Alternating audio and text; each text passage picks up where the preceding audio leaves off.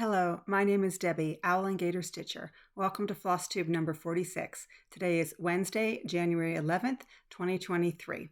It's been about 4 weeks since my last video, and I hope that everyone had a good holiday season, whatever you chose to do or not do during the holiday season. I think I mentioned in my last video, which was a whip parade, that the week between Christmas and New Year's, my brother and his family were coming to visit, so it was great to spend a lot of time with them and just sort of get out of my comfort zone a little bit. It's just doing things like you live in a town and there are things you can do and you just don't do them. So we went to a women's basketball game. We went and hiked around one of the state parks. Even though this is Florida, it was quite cold that week. I mean, it was a lot worse in a lot of places in the country, but for Florida, it was, we have mornings that it was into the 20s and didn't really get warm all day, which is not normal for us. Our houses are designed to keep in the cool, not keep in the heat.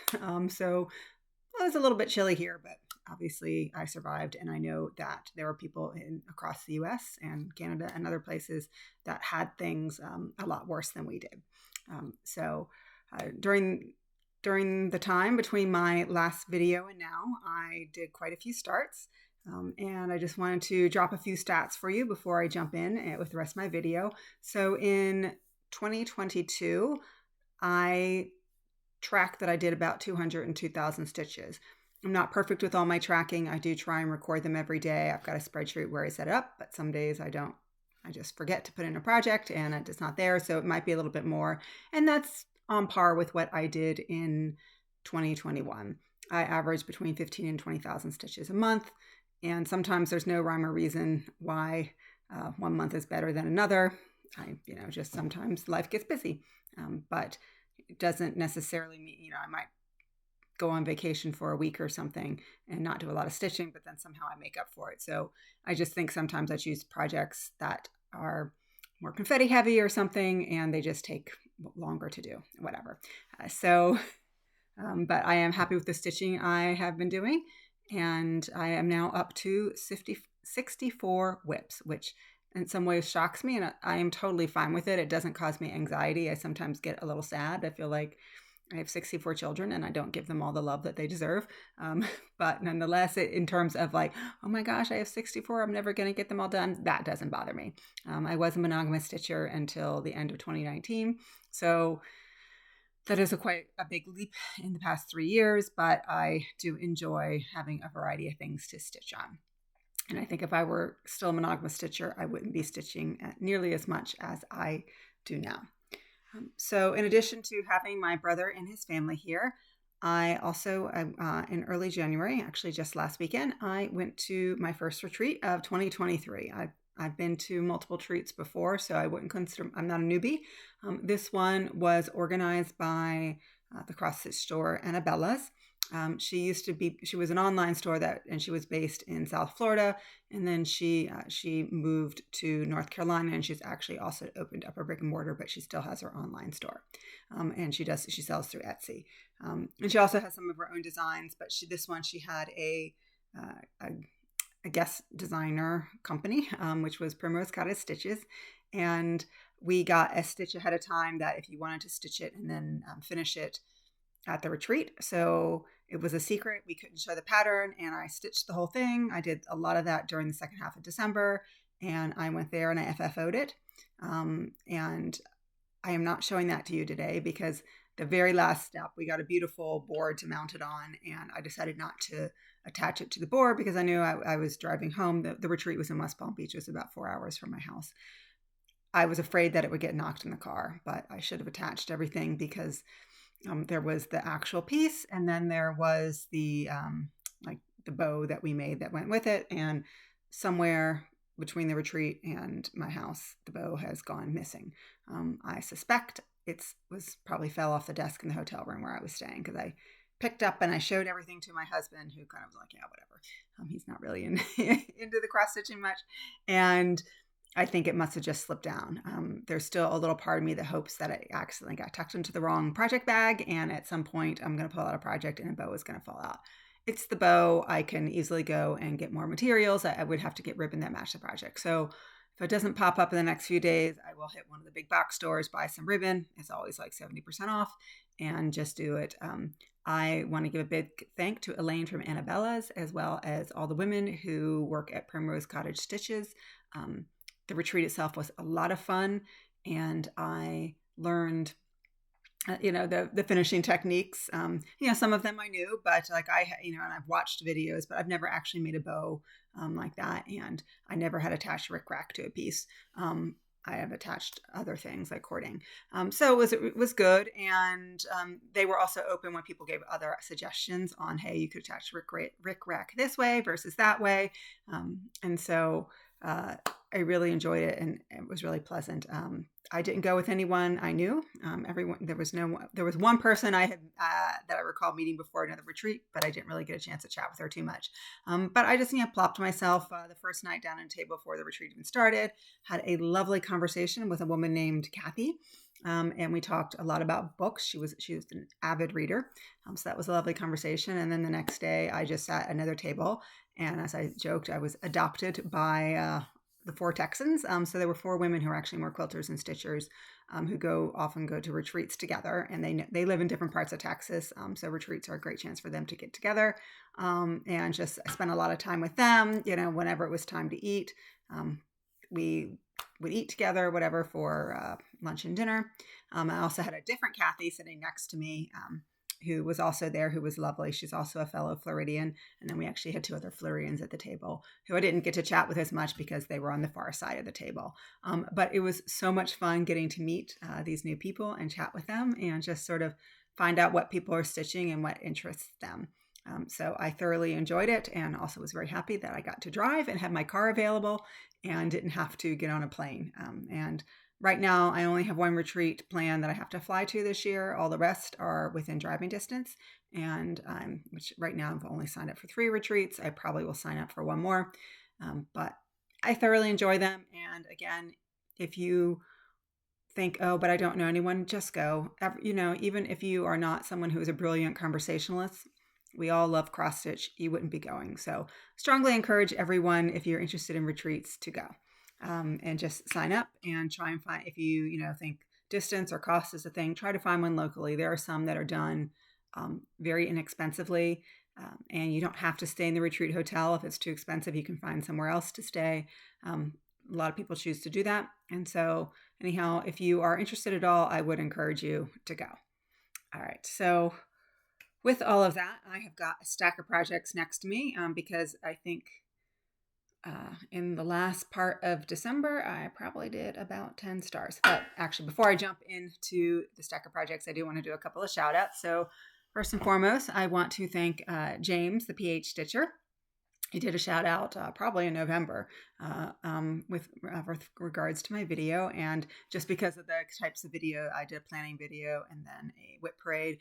I just chose to leave all my shout outs out of those videos, but have not forgotten you, James. So if you don't watch James, the PH Stitcher, I would say he does 3 types of stitching. He does fancy ladies, owl forest embroidery, and full coverage. And he's got a huge range of what he does. Well, owl forest embroidery is not a huge range, but he does think Nora, Corbett, and obviously Mirabilia and Bella Filipina.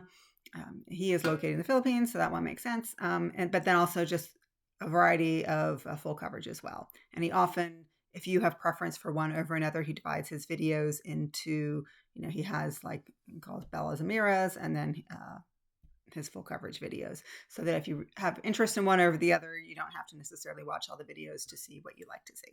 You know me, though, I love my eye candy on anything, so I will watch it. Whether it's a fancy lady or a mermaid or the full coverage, whatever it is, animals or fantasy, whatever, I love it. And also like owl forest embroidery as well. And the other shout out I want to give is to someone in the Under 1000 Subs Club. And that is Sebastian from Bees and Tees Stitching. So I met Sebastian, I think I actually met Sebastian in 2021, I believe. That was when we first met at the Stitching in the Springs retreat that's held in Yellow Springs, Ohio, outside of Dayton. And then again, we both were there in 2022 at the Stitching in the Springs retreat in November. Amazing stitcher, beautiful to watch what they are doing. And so I just want to give a shout out. They did a whole Flossmas, that's the word I'm looking for, a whole Flossmas thing about some of the advent calendars they got, and then also, you know, what they were working on, the daily stitching, which were a lot of fun to watch. I'm going to be honest, December got so overwhelming with the amount of content out there, number of videos. For most people, even like my very, very favorite ones, I wasn't able to keep up. So didn't get to watch all of Sebastian's videos, but did catch a few of them. So that was a lot of fun. Okay, so enough talking, 10 minutes. I haven't shown you a single thing yet, so why don't I go ahead and jump in and show you my stitching. I did decide I'm going to show you a number of my new starts. So some have not very much progress, and others do actually have quite a bit because I've picked them up and worked on them a little bit more. So the first one I want to show you, and I think did I say this? Like I had 9 or 10 new starts, which wasn't what I was planning, but that's the way it was. You know, I had it. I wanted to get started, and I had it in my mind. Even though I'm not doing no new starts with Whip Warriors, I'm just doing the Sweewee, the stitch what you want when you want option. Still in my mind, I want to try and adhere to a little bit of don't start everything. But I also don't want to have to be held accountable to, oh, we're replacing this project with that project. It's sort of, the accountability is mine, not the group, so to speak. So anyhow, the first thing I want to show you, this is from Stitchy Princess. She is a Ukrainian designer, and she is still in Ukraine. And so this is called Fairy Tale Motifs. This is a horrible printout, but when I showed this during my planning video, I was hemming and hawing about whether or not I was going to start this because I didn't like the fabric choices that I was looking at. And then as I sort of went back and said, okay, try one more time, find something, and then I realized this is what would work. So this is, picture this plus, it's an Aida, but it's called J. I love it, the way that this is popping out on this. Because the picture has it on a neutral, but I didn't really want to do it on a neutral. And then other things I have were too light, and the white, which is B5200, wasn't going to pop out. But this, I think, was the perfect color for it. And I love the way these sort of gold colors are coming in the white. So I think the rest of the colors will also pop really well on this. And if for some reason I'm stitching and they don't, I can easily do a substitution to get something that will show up a little bit better on this. But this is one of my starts. And the next one I have on my pile here, I am doing a stitch along with Beth, the Steadfast Stitcher. She's got a really ambitious plan for this year. She is turning 60 at the end of 2023, so she wants to do 60 starts. No way I would even try to keep up with her. I don't have that kind of mental capacity to do 60 starts. But she saw that I had shown something, I think, in September, and she said, hey, do you want to do that? She started hers on New Year's Day, so it was her first 60 starts for 2023. But because I had it in my mind that I was doing no new starts, I started this on New Year's Eve. So, and we have a hashtag. It is hashtag brown, I always get this wrong, brown fish owl Sal. So I will put that hashtag in the notes below. So here's what it looks like. I should just talk about it. So this is Kathy Barrick.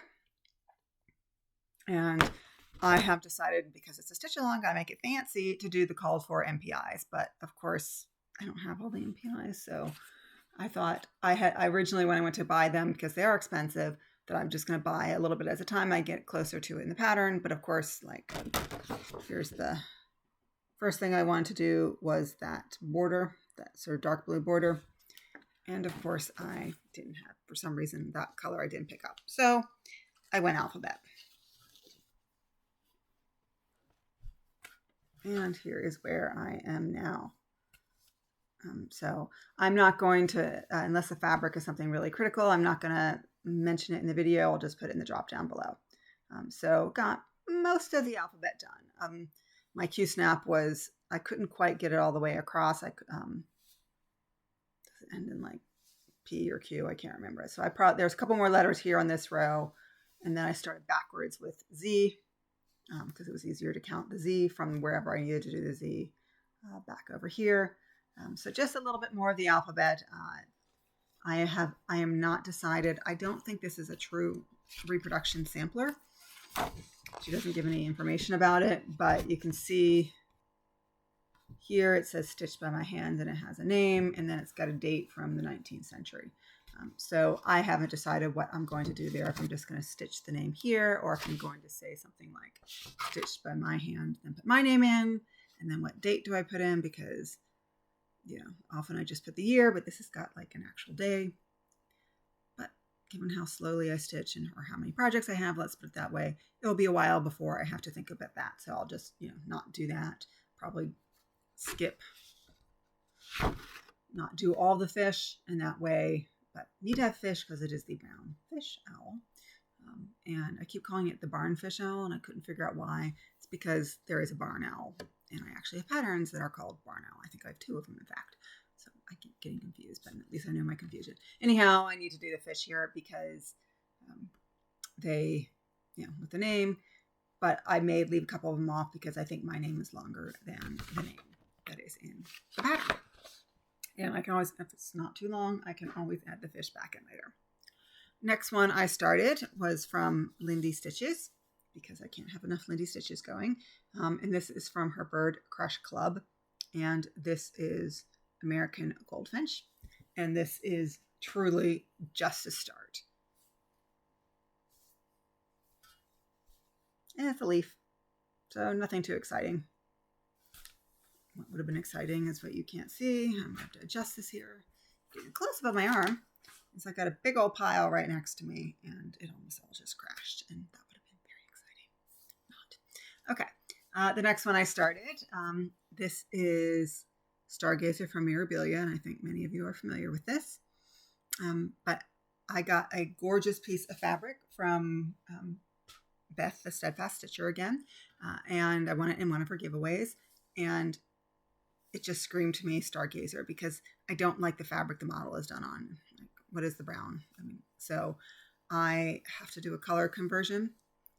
So I am using someone from the Facebook group. I think there's a Facebook group for Mirabilia, and it's called like full conversions only. So not if you're just doing a skin conversion, but if you're converting any of the clothing or the hair or something.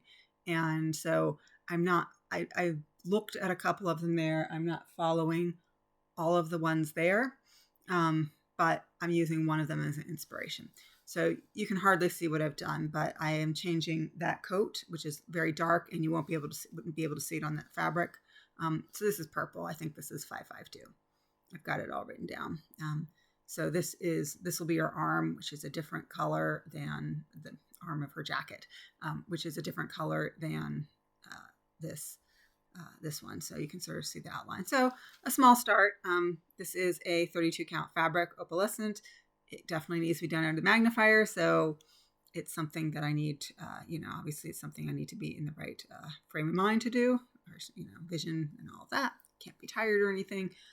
But I think it's going to be gorgeous when I work on it. It's a beautiful pattern.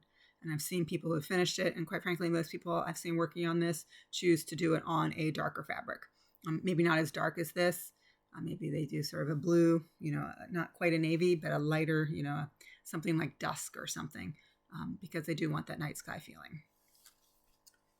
Okay, next piece I have to show you. So thank you to everyone who voted. In my planning video, had put up that I couldn't decide if I should start full coverage, and if I did, which one. So thank you to everyone who commented and voted on that. And I had a tie. And so I decided, rather than trying to do some sort of tiebreaker, I was just going to start in both. And my piece of fabric that I had purchased, I could cut it and put both of them on there. So I did. So the first one I started was Simple Pleasures, artwork by Chris Dunn, charted by Paine Free Crafts. And I just love this image of these 2 little mice, one knitting, one reading a book, sitting by a fire, all cozy. Not that my husband and I are mice, and not that I don't even knit, sit there and do it. But this is sort of just an image of, sort of staying at home and just enjoying being with the person you love. So I loved this image, and knew I had to stitch it when she charted this pattern. This is one I really, really, really don't have much to show you. So, woo! Look at that. That's probably 500 stitches or so. So I just started in the upper right upper left-hand corner. So that is just some of these straw-like ceilings. So really nothing to see there. And then the other piece that you all voted on was, this is literally called Two Swans in a Pond. Very literal title. And artwork is by Aimee Stewart. Sorry, that is totally wrong. That is Alexandra Gavrilova, and Aimee Stewart does a lot of cats. That's why that name is in my head, even though I don't even have any patterns by her. Anyhow, it's charted by Heaven and Earth Designs. So this beautiful scene, it is full coverage. I made a decision to start down here. I wanted to start with color. I knew if I had started up here, I would be stuck in a lot of sky, and especially because I do a lot of my fabric is I use more of sort of a ivory cream color, and it would be a lot like the color of that sky. I would just get lost very quickly, and I needed something a little bit more visible to see. It'll be easy to do the sky towards the end. So this one really has, I think this was one stitching session, and that was it. So whoop, little bluish green blob at the bottom. Not much to see there. Okay, next one is one that somehow in my mind, I think I'm going to get this done by mid-April so I can take it in and get framed in time for my husband's birthday in May. Not going to happen, I don't think. But this is one I've been working on for quite a while. This is O Joyous Day from Blackbird Design. And here is where I am. So I worked on this time filling in the head of the bird. That is basically all I did. So, but my goal is I've got sort of like monthly goals. I want to do this. I want to do the house and then break the bottom into 2 parts. So, it should be manageable. It's just one of these that I need to pull it out. I love working on it when I do. This is Fortnight Fabrics, and it's a joy to stitch on. I just need to pull it out more.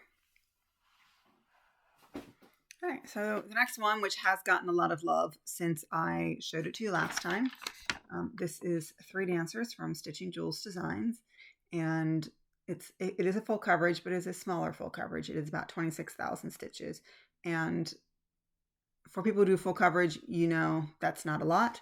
I think people who don't do full coverage, that still sounds like a lot. But I put in probably 1,000 stitches so far this month on this.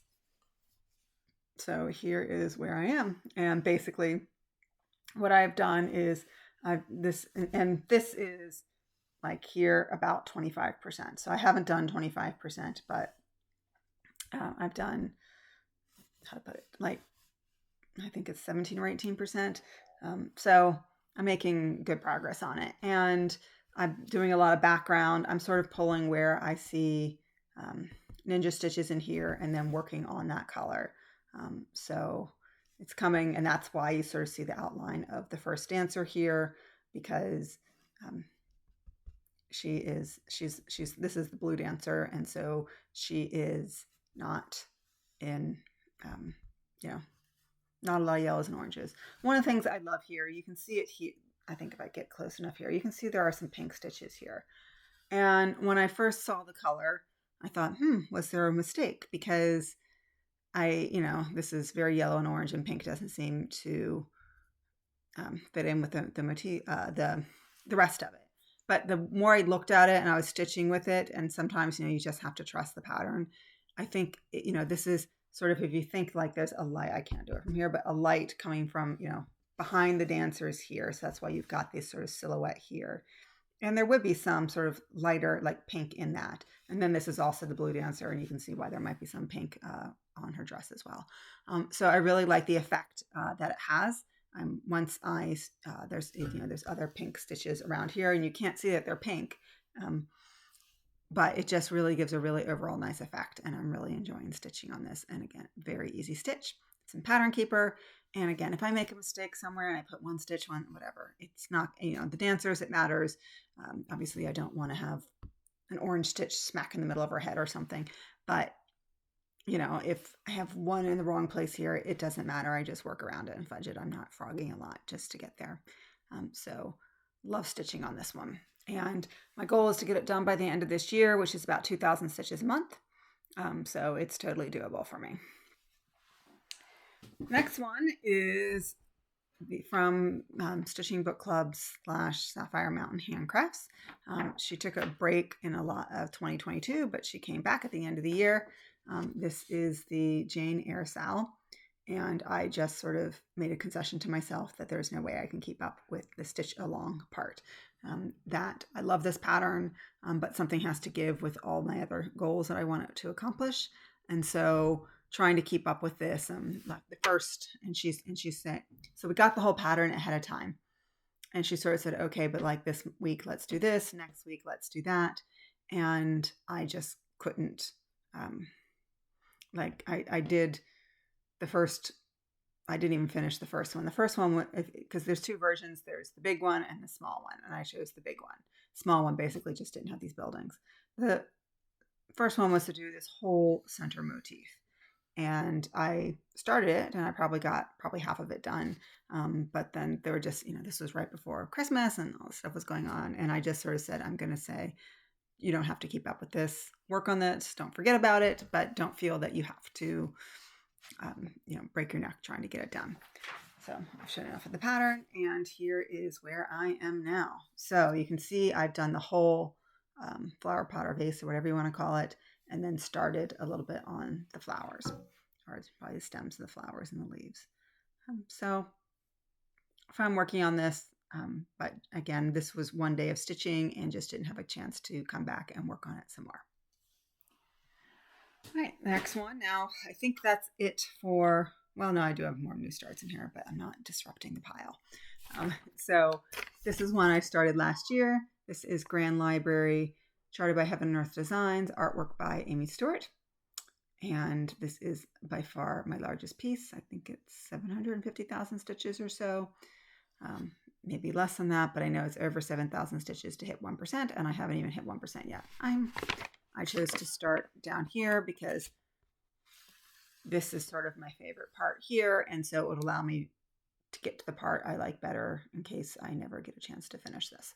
It will at least allow me to stitch my favorite parts. So I'm down here somewhere, and it doesn't look like anything still. I think I'm somewhere like 0.37%.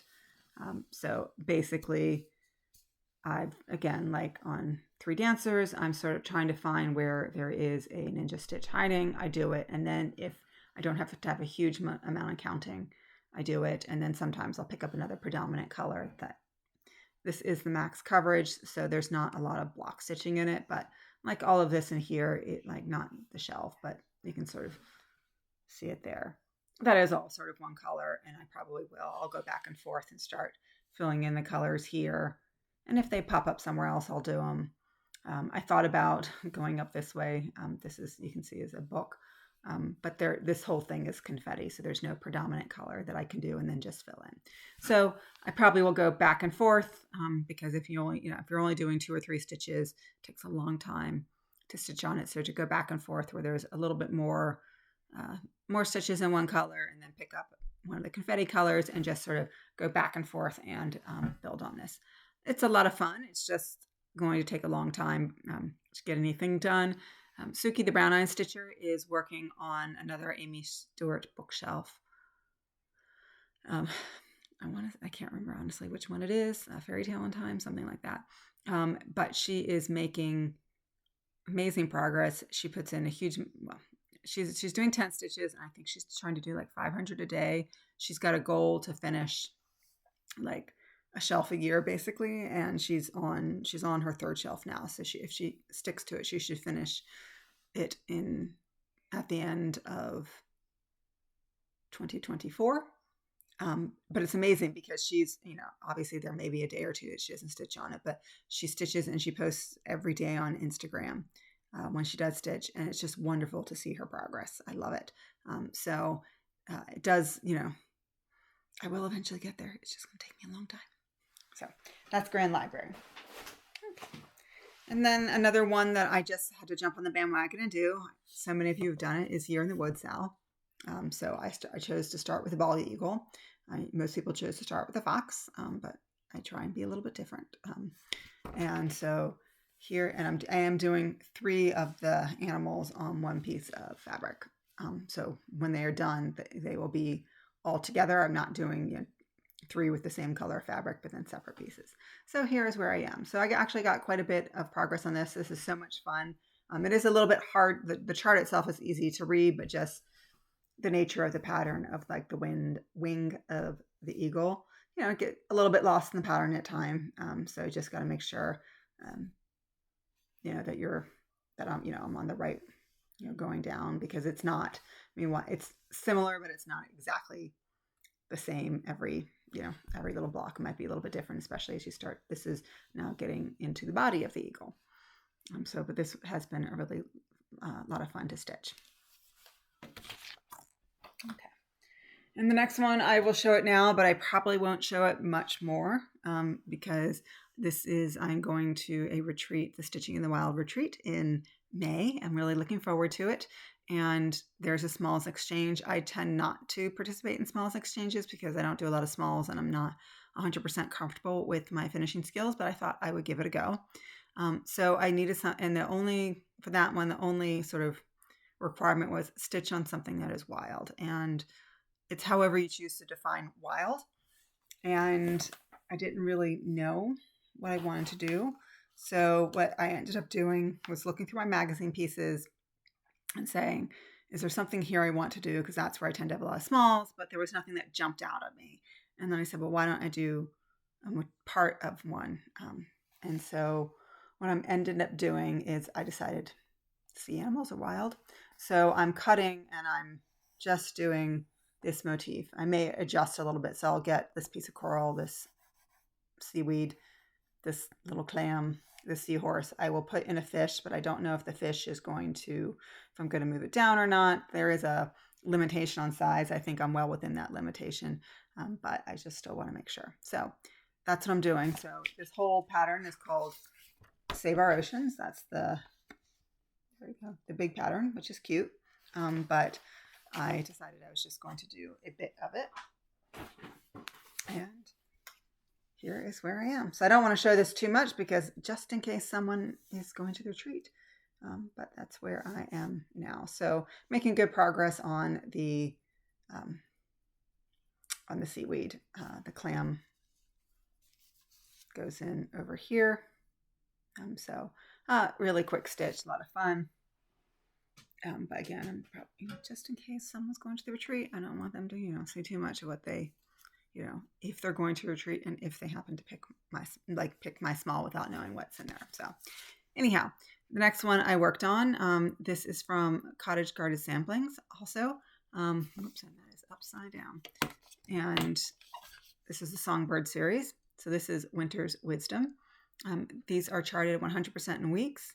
I'm not Weeks Dye Works. I'm not in love with weeks. I find that it cannot easily. So I wasn't sure that if I wanted, in my grand ambitions, I'd love to do all 12 of these, but I'm doing one at a time. But I didn't want to do, if I had to do 12 of these in weeks with all the knotting, I thought, oh, that's going to drive me crazy. So I tried to do my own color conversion.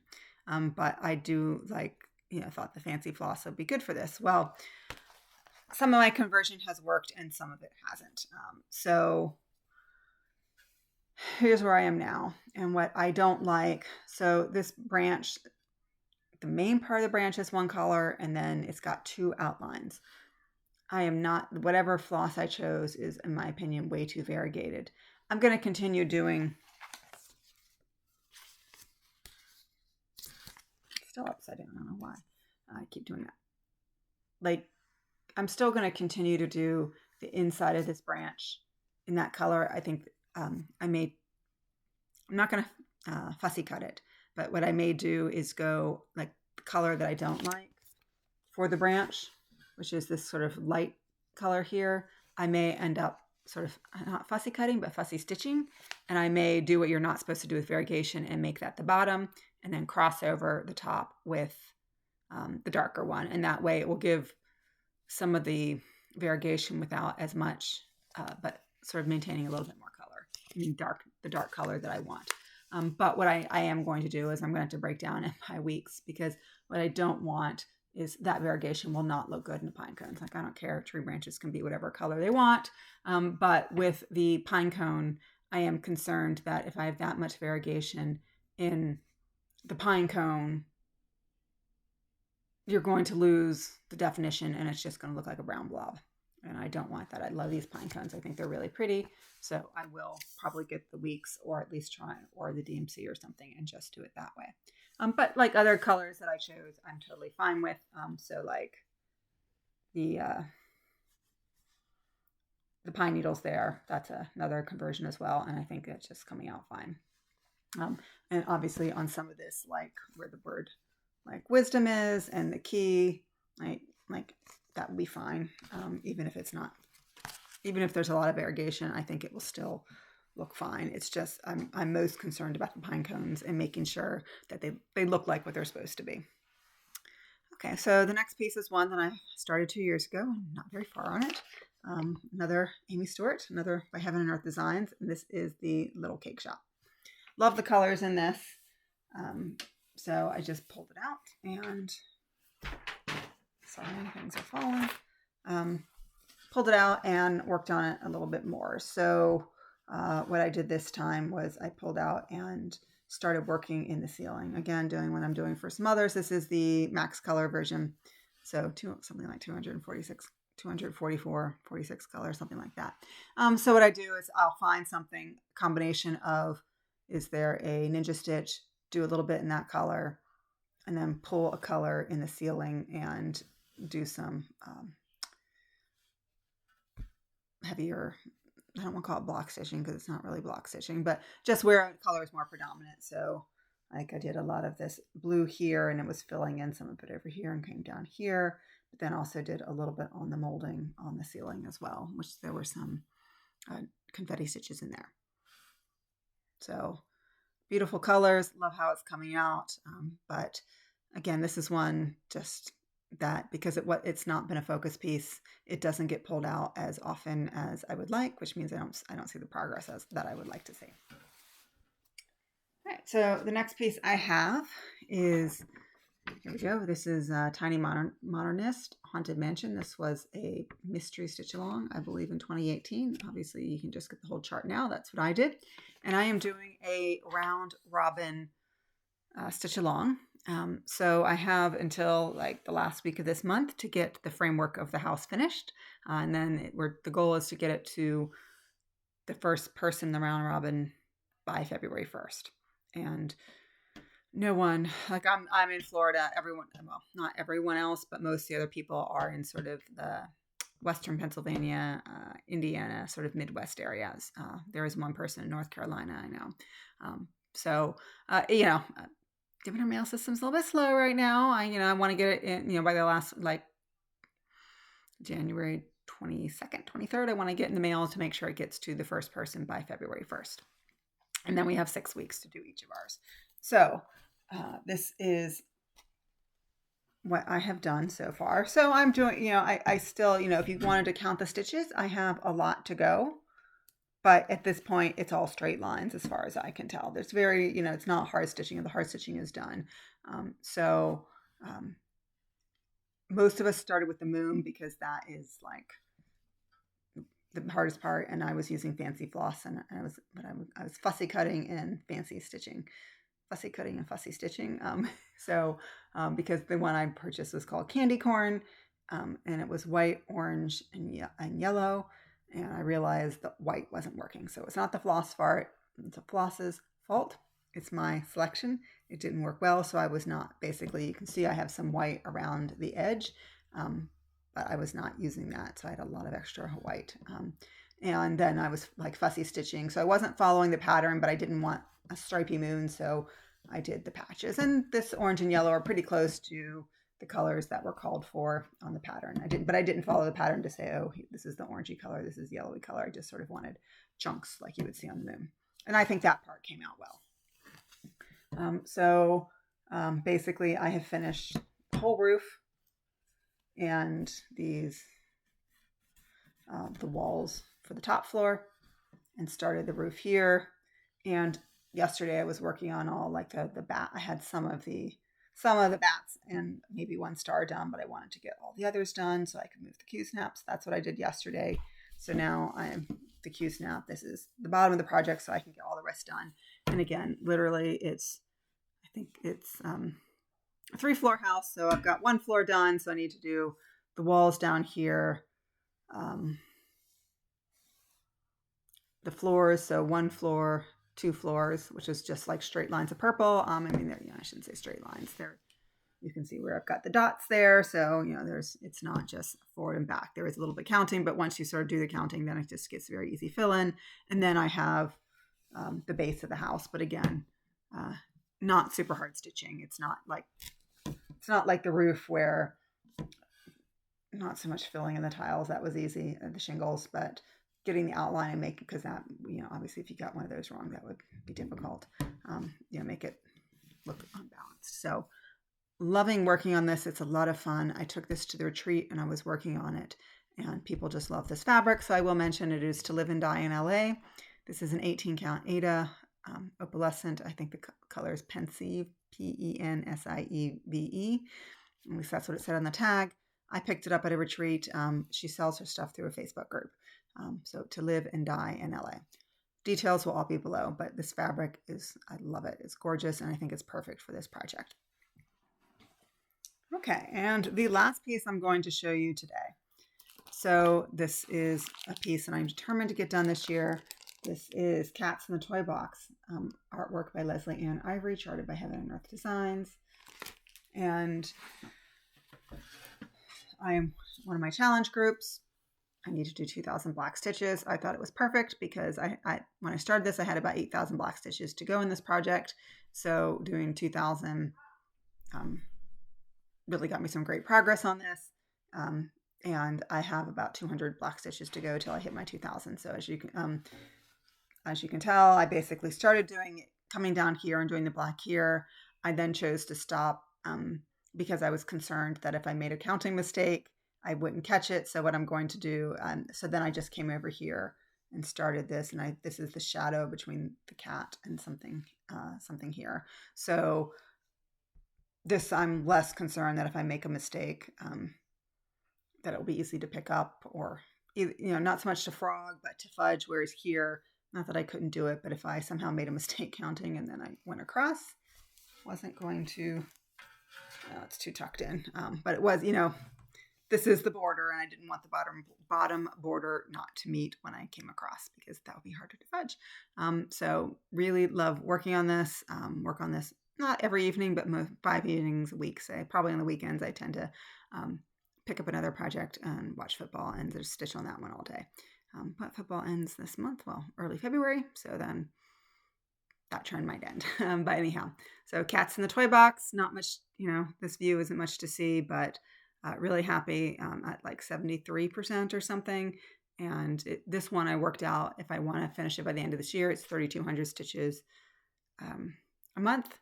But again, because the way I work on this, that shouldn't be a problem. I was averaging between 3,000 and 4,000 a month last year. So that shouldn't be a problem. I may have, I'm at 1,800 stitches now. So I'm over halfway to my goal, and we're not halfway done with the month. So it shouldn't be a problem to hit that. So that is all the projects I have to show you. That was a lot. If you are just here for the projects, to see what I've stitched on, then thank you for coming. I do want to show you some of my acquisitions and Stitchy kindness that I got over the past couple of months. It's not all of it, but it's some of it, as well as I want to talk about a book. I always like to throw books in as well if I have time. Okay, so if you're just here for seeing what I've stitched on, thank you so much. If you're going to stick around, I have a little bit of stuff to show you. So at the retreat, one of the things she did, this was one of these retreats that you got the initial part, then you can tell I'm out of practice. I'm, getting a little hoarse. Even though I talked everyone's ear off at my table, somehow doing a Flosstube, it's making me lose my voice a little bit more. But this was one of those retreats where there was a cost up front, but then you got a lot of people call them gifts. I mean, I consider that we paid for them, so they weren't gifts. But nonetheless,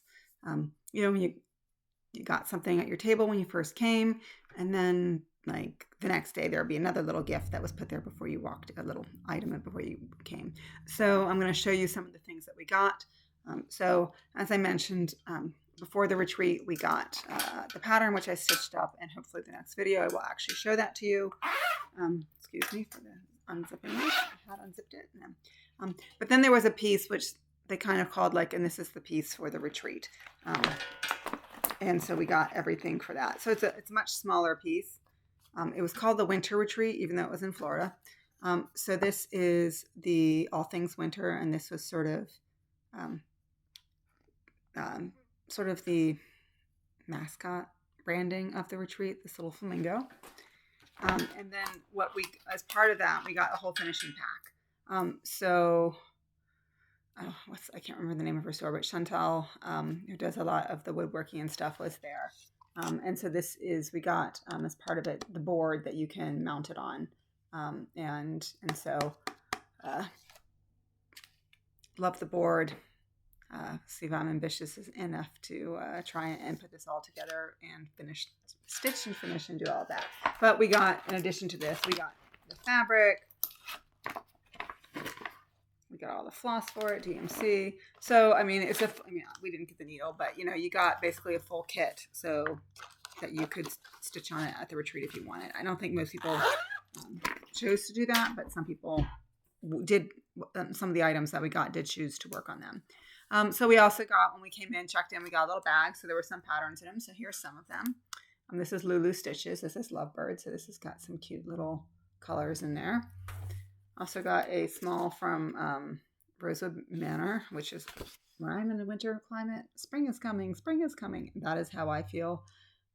You've heard my lament. Got down to the 20s and I complain. So love spring. I love warmer weather.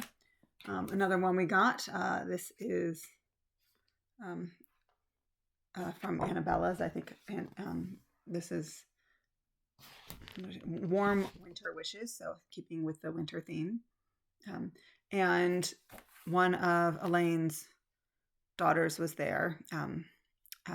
And she is actually, she is the one she's a graphic designer by training, and she actually does I think she is the main designer for Annabella's. So it was really great to have a chance to meet with her and another designer as well. So, and then she had a store there, and so Annabella's opened up their store. So I got a couple of patterns. I've seen a number of people stitch this one. So this is the Redbird sampler from Brenda Gervais with a needle. So love the way that I've seen when people stitch this up. I also got from the Blue Flower. This is Winter Squirrel. I have Summer Squirrel kitted. Need to start it. Haven't started it yet. But once I get sort of in my mind that I'm getting a series, I have to get all the series. And then there was a freebie table. So I picked up a couple items from the freebie table. This is Life is Short, Lick the Bowl. This is Hands-On Designs. This is part of a series, but this is, I don't bake much anymore because if I bake, I eat it, and I shouldn't be eating sugar and stuff like that. But this is me. I've always sort of had that attitude, go in the car, put on your seatbelt, do all these things, but, be safe. You should, minimize risk, but, life is short, lick the bowl. And I will say, while I have had my fair share of food poisoning, I have never once linked any food poisoning to licking the bowl. Lick the bowl after you've put the cake batter in or whatever. Don't do it while you're cooking. Wait till, what you're going to give other people. But then, anyhow, this is so me, and I know it's probably a lot of you. So it was on the freebie table, and I was like, yep, that's me. And then another one I picked up from the freebie table. This is a Lucilla kit. So I thought that was cute. It's collectible teapots is what it's called. So a full kit with the threads, the fabric, and then the pattern is in there as well. And then Pam and Steph from Just Keep Stitching did a D-sash in December, I think. I can't remember exactly, but I was way late to the party, and so wasn't able to get most of the things by the time I realized it, like 2 days later, that either most of the things that were available were things I wasn't interested in. most of the things I was interested in at that point had already been me pleased. And so a lot of things that were left were not interesting to me, but I did find 2 lavender and laces. So this, and they're both wedding ones. So this is called Ivy Wed. And well, actually I shouldn't say they're beads. Those are probably my beads. I was just looking, I have, some bead packs hanging around and I wasn't using it, and it matched that. And then this is the wedding. So great wedding sampler. This, I was looking at it. It was printed it came out in 1990. And one of the things I do love about it is that even in 1990, Marilyn Levitt Emblem included a skin conversion. So yes, the model is done with white people, but she includes a skin conversion. And I think, there's a lot of people who are interested now in doing, I don't know, probably should somehow hold it up like that. So I'm covering a little of the pattern. A lot of people now are, interested in skin conversions. But it's really happy to see that even 30 plus years ago that the designer was thinking about that. Okay, so the last thing I want to show, and part of the reason why I want to do a shout out for B's and T's in addition to looking at all of her great stitching is she had a giveaway on her channel probably in December, and she and my name was drawn for it, and I got this box that it was full of goodies. I couldn't believe it. And so it's, I'm not going to show everything. Sorry about that noise. That was right next to the microphone. I will a lot of fabric, some smaller pieces, but a lot of fabric in different counts and stuff. But I will show some of the patterns that were in here as well. She just threw in so much in this box. And it was a thank you, I think, for hitting 400 subscribers. But so we have this one from Summer House Stitchworks, Caroline Berenger, I think. So cute little reproduction sampler. Fabric, Fortnight Fabrics, Aida. Gotta love it. This is Love Bugs from, I'm not even going to be able to read this, Tellin Emblem, I think. So cute little patterns there. Dragonfly, butterfly, and a bee. You can either do them as a strip or like that has you can see they've done it. That one is a pillow. And she kitted it up. So it's all the DMC, but still that's a lot of DMC. This one, Friends Forever, with a little kitty. So cute. Cute little hand and heart, a little sampler, a little Blackbird sampler. A couple of magazines, World of Cross Stitch, and ornaments. So a lot of goodness. So thank you so much, Sebastian. This was a lot of fun. There was more things in here. I'm just not going to pull them out because it's making a lot of noise whenever I touch that box. But thank you so much. That was really, really awesome. Thank you. Right, now that I have shown you guys some of what was in that box, I can start putting things away, and I'll make my cats so happy because they have been very frustrated with me because there was a box that they can't shove themselves into because there was stuff in that box. All right, that ends the stitchy portion. I just want to talk about a book that I just finished that I really enjoyed. So that book was The Alice Network by Kate Quinn. I have quite a few of her books on my to be read pile, and by to be read I mean my Goodreads list. I tend to get everything from the library. So yes, you can see I have a bookshelf back here, but this horrible looking thing is actually cross stitch patterns, but the thing has fallen apart. But I just made a decision. I don't want to collect books anymore because I tend to read them once and then don't go back and read them. And for a long time I was like, buy the books, keep the books, love the books. And that's changed my life. But anyhow, so I get a lot of things from my library. And so I've got a lot on my to be read Goodreads list, like that might be like 1,400 books. Probably will never read them all in my lifetime, but as the mood strikes, I find a book, and then if my library has it, I read it. So this was the first one I read by Kate Quinn, The Alice Network, and it's a dual timeline. And I know that many of us, there's so many historical fiction in World War II. And this one starts right after, like 1947 or so, right after World War II. And yes, you see the impacts of World War II because the lead character is, I think she's 19 when the novel begins. But her brother basically suffered from what we now call PTSD from serving in the war, and after the war basically couldn't deal, and at some point committed suicide, not like right after, but maybe a year or two afterwards. So she's basically, even though she's incredibly smart and very good with mathematics, but she's at a time where she's supposed to go to college and find a husband, but she doesn't. She acts out because she can't deal with the fact that her brother has died. And she also has a cousin. So her mother was French, and so she has a French cousin that no one in the family knows what happened to her during the war. And so basically, she ends up pregnant and goes and her mother wants to take her to Switzerland to have an abortion. But she escapes from her mother because she really wants to find her cousin. And while she's doing that, she meets up with a woman who is the second storyline, which goes back to actually to World War I, who serves as a spy in World War I. Also, she's trilingual, English, French, and German. And so she's a British spy, but a native French speaker, and also speaks German very well because where she grew up in France, she grew up close to the German border. So that storyline in some ways is more interesting.